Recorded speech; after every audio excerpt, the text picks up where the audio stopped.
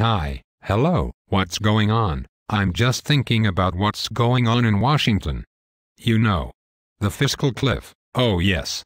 The infamous Fiscal Cliff. I actually think something positive will come out of this. It looks like both Democrats and Republicans will agree to raising taxes on the rich. You think that raising taxes on the rich is a good thing? Absolutely. All serious economists agree that in order to pay for our current budget, we need to increase revenues. Are these the same economists that failed to predict the housing crisis, and say that breaking windows and digging ditches leads to legitimate economic growth? Ha ha ha. But in all seriousness, taxing the rich is the only way we can fix our current fiscal crisis. Taxes is not the only way. Government could cut spending. I don't think so. All the money the government spends goes to worthwhile causes. The government currently spends over $3 trillion, which is more than any government in the history of the world.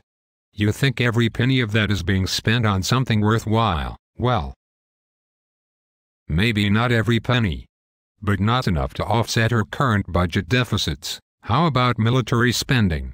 You know, things like wars and unneeded military bases all around the world. How about the drug war? What about government subsidies that go to businesses and elites with political connections? Are all these things worthwhile? No. Then how about you cut those programs before you start raising taxes? That is unrealistic. Government would never cut military spending, at least not enough to make a difference in our budget crisis. It is one of those untouchable budget issues. Why? Because politicians don't want to look like they're not for the military and soft on foreign policy. So, because politicians have to pander to voters, some things in the federal budget cannot be cut. It's politics. I may not agree with it, but that's the way things are. So, in other words, because our government is so inefficient, badly run, and corrupt, that some people have to have their taxes raised in order to pay for stuff that most people would agree are wasteful. Yes, sounds like a great system. Ha ha ha.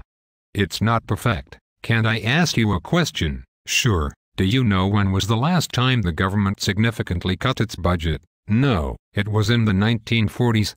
For the last 60 years the federal budget has steadily grown. Really? Yes. So what makes you think that if you raise taxes on the rich that government spending will stop growing? Won't we be right back in the same predicament in a few years? Probably. But when that time comes we'll raise taxes again. Do you think that high taxes is a good thing? Would you want to have your taxes raised? Are you crazy? Of course not. The rich are different. They have money to spare and should pay their fair share. Who gets to decide what someone's fair share is? The government, the same government that panders to voters, and will refuse to cut certain portions of its budget. Yes. You have to take the good with the bad. What happens when the federal budget gets to be so big and so in need of tax revenue that they decide to reclassify who is rich? What do you mean? What if the government decides that it's people who make $100,000, or, eventually, people who make over $50,000 are considered rich, and it's time for them to pay their fair share? I don't know. I hope that never happens. In a lot of ways it already has. The value of your money has been declining for years. A person who has $50,000 today has less purchasing power than someone with $50,000 from 10 years ago. And so on. Yes. But the people who the government wants to tax now are multimillionaires and have money to spare. I don't debate that the people in the highest tax bracket have a lot of money, but the point is, when is the government going to stop or cut spending?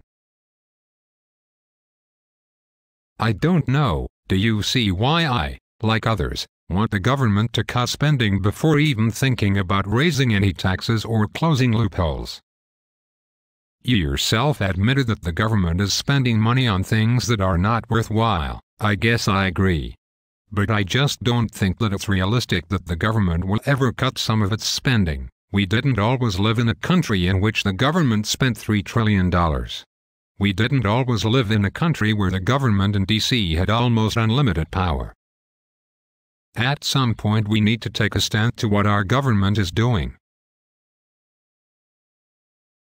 Yeah, you can't keep feeding a beast more and more and then expect it to be full when it's your time to feed it.